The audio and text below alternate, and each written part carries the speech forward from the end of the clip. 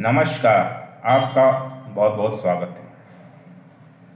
आपने कई राज्यों के बारे में ज्योतिष शास्त्र में सुना होगा। कई फेमस राजयोग हैं, जैसे पंच महापुरुष राजयोग, जो 5 ग्रहों की विशेष स्थितियों के द्वारा निर्धारित होता है। विपरीत राजयोग केंद्र त्रिकोण से बनने वाला राजयोग, यानी कि ये बहुत ही फेमस राजयोग हैं जिसकी चर्चा बहुत की जाती है। लेकिन इसके अलावा भी कई राजयोग हैं जिसकी चर्चा नहीं की जाती है, लेकिन वो भी बहुत ही अच्छे परिणाम आपको अपने जीवन में देते हैं।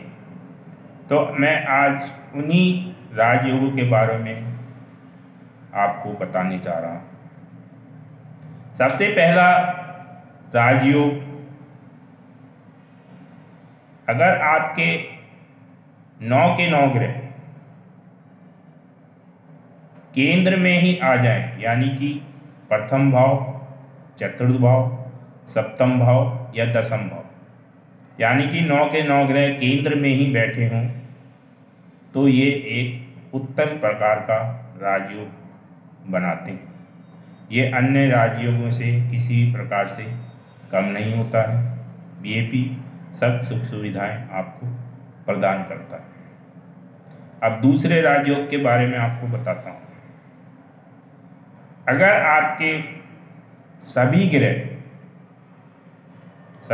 से मतलब 9 के 9 ग्रह अगर आपके मेष राशि में, यानी कि 1 नंबर की राशि में, कर्क राशि में यानी कि 4 नंबर की राशि में, तुला राशि में यानी कि 7 नंबर की राशि में, मकर राशि में यानी कि 10 नंबर की राशि में, यानी कि मेष राशि, कर्क राशि, तुला राशि और मकर राशि में ही आपके 9 के 9 ग्रह बैठे हों, तो यह भी एक उत्तम प्रकार का राजयोग आपको प्रदान करते हैं।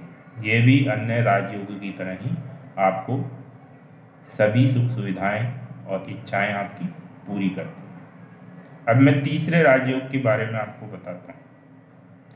अगर आपके अष्टम भाव और द्वादश भाव, यानी कि 8वां घर के स्वामी और 12वें घर के स्वामी एक साथ 8वें भाव में ही बैठ जाए या 12वें भाव में बैठ जाए, यानी कि अष्टम पति और द्वादश पति, यानी कि 8वें भाव के स्वामी और 12वें भाव के स्वामी युति के करके एक साथ 12वें भाव में बैठ जाएं या अष्टम भाव में बैठ जाएं, तो यह भी एक बहुत ही अच्छा राजयोग का निर्माण आपको देंगे।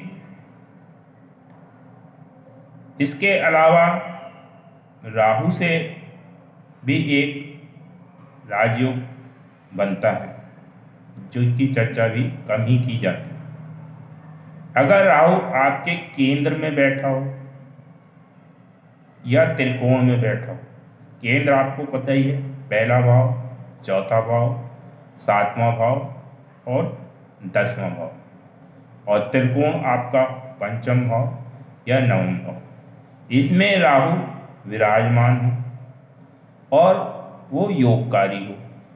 योगकारी का मतलब वो बुध के लगन में हो, तुला के लगन का हो, आपका लगन, ये जो लगन चार्ट है वो बुध का हो, यानी कि मिथुन या कन्या लगन के हों आप, या शुक्र का लगन हो, वृषभ लगन या तुला लगन के हैं आप, या फिर शनि का लगन हो, मकर का या कुंभ का, यानी कि बुध, शुक्र और शनि में राहु राजयोग कारक बन जाता है। तो अगर आपके ये लगन है और राहु आपके केंद्र या त्रिकोण में बैठे हों और जिस भी भाव में बैठे हैं केंद्र के, उसका स्वामी मजबूत स्थिति में हो और राहु भी डिग्री वाइज मजबूत स्थिति में हो, तो यह भी एक उत्तम प्रकार का राजयोग आपको देगा। राहु अकेला ही सभी ग्रहों पे भारी होता है अगर वो योगकारी हो, मजबूत हो और केंद्र त्रिकोण में बैठा हो। तो ये राजयोग मैंने आपको 4 प्रकार के राजयोग बताए हैं।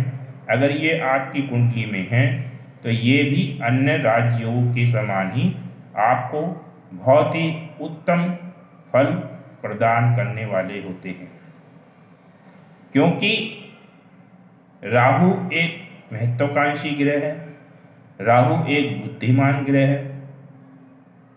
और जब ये केंद्र और त्रिकोण से संबंध बना लेता है तो क्योंकि केंद्र और त्रिकोण कुंडली के सबसे अच्छे भाव माने जाते हैं, तो ये अच्छे भाव में बैठकर बली होकर बुद्धिमान ग्रह है, महत्वाकांक्षी ग्रह है, तो ये एक उत्तम राजयोग आपको देता है। इसी प्रकार जो बाकी मैंने राजयोग बताए हैं वो भी केंद्र त्रिकोण में क्योंकि शुभ भाव में होने के कारण बली हो जाते हैं, तो वो भी आपको शुभ प्रभाव देने लगते हैं, जिसकी वजह से आपको उत्तम फल प्राप्त होते हैं। यानी कि केंद्र त्रिकोण की शक्तियों को लेकर ये ग्रह काफ़ी मजबूत हो जाते हैं। जो भी मैंने आपको राजयोग बताए हैं वो जनरली केंद्र और त्रिकोण से संबंधी बताए हैं। केवल एक राजयोग जो मैंने आपको विपरीत राजयोग से मिलता जुलता राजयोग जो अष्टम और 12वें भाव से है वो बताया है। तो ये राजयोग आपको अन्य राजयोग की समान ही बहुत अच्छे फल देंगे। अगर आपकी कुंडली में भी ये राजयोग हैं और आप उसका अच्छे फल प्राप्त कर रहे हैं तो कृपया कर कमेंट में अवश्य बताएं। अगर आपने मेरा वीडियो अभी तक लाइक नहीं किया है तो प्लीज़ लाइक कीजिए और शेयर कीजिए देखने के बाद। और मेरा चैनल अगर आपने अभी तक सब्सक्राइब नहीं किया है और आप ज्ञानवर्धक ज्योतिष से संबंधित जानकारी चाहते हैं तो प्लीज़ मेरे चैनल को भी सब्सक्राइब अवश्य कीजिए। इस वीडियो में इतना ही। धन्यवाद।